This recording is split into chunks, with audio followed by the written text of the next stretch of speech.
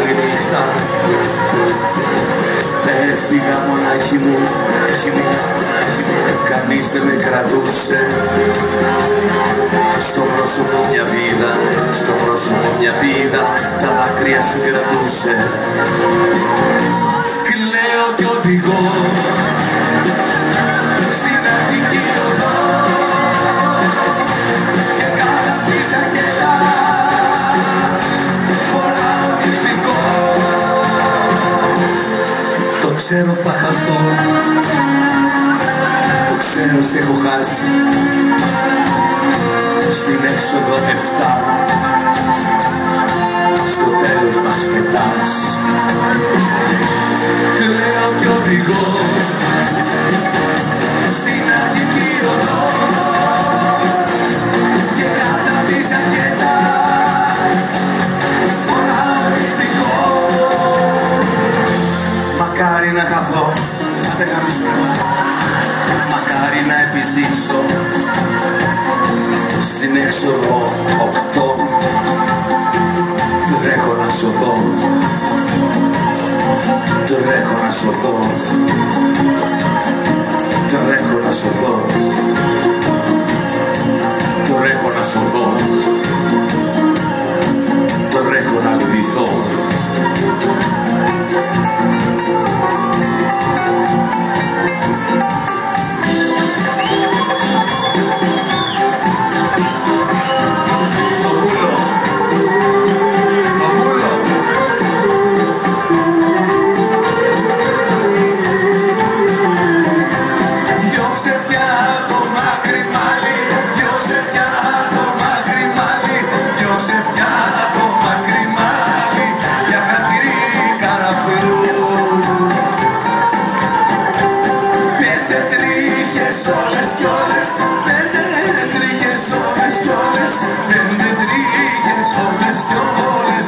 Καρδιά μικρού παιδιού. Μαύρη μάλι, μαύρη μάλι, άιντε βρες κι εσύ μια άλλη. Η αγάπη που της είχες ήταν ένα μάτσο. Να ζήσουμε τα καραφλόνια. Εύχομαι σε όσους έχετε μαλλιά να σας πέσουνε. Ο Θεός έκανε τα κεφάλια και στα άσχημα έβαλε τρίχες. Μακρύ μάλι, μακρύ μάλι, άντε βρες κι εσύ μια άλλη. Η αγάπη που της είχες ήταν ένα μάτσο τρίχες.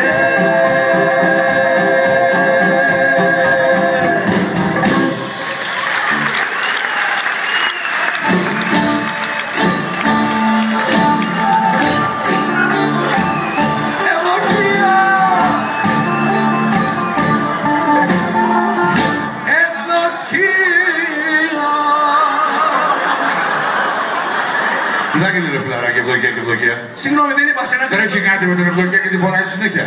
Την ευαδοδοκία φώναξα. Ναι, σε ακούω από την αρχή. Γιατί τη φωνάζεις? Εσένα τι σε κόφτει? Δεν θα την ξαναφωνάξεις. Τι σε κόφτει εσένα, ναι? Είναι αδερφή μου. Από πότε οι αδερφούλες έχουν αδερφούλες? Από πάντα. Πάντως για να έχει, επειδή σ' αγαπώ, ναι.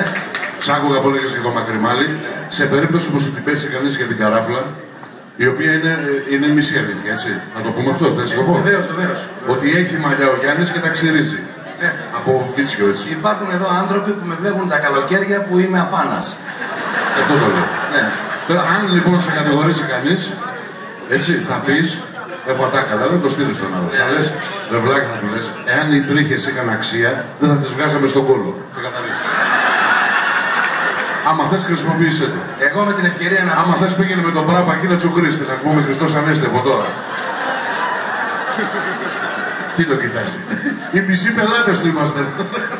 Χριστός Ανέστη. Τέλος πάντων, άκου να σου πω.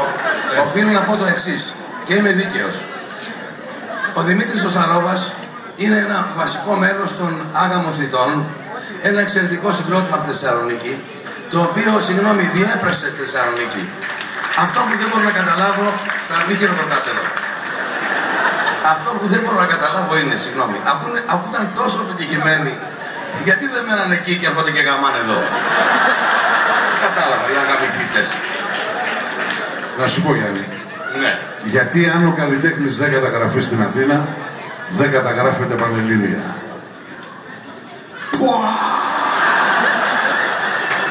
Οι μορφωμένοι κατάλαβαν. Ναι, βέβαια, ναι. Είναι σαν και εμένα που πάω στο Λονδίνο. Ναι. Ναι, πάει συχνά ο Γιάννης στο Λονδίνο.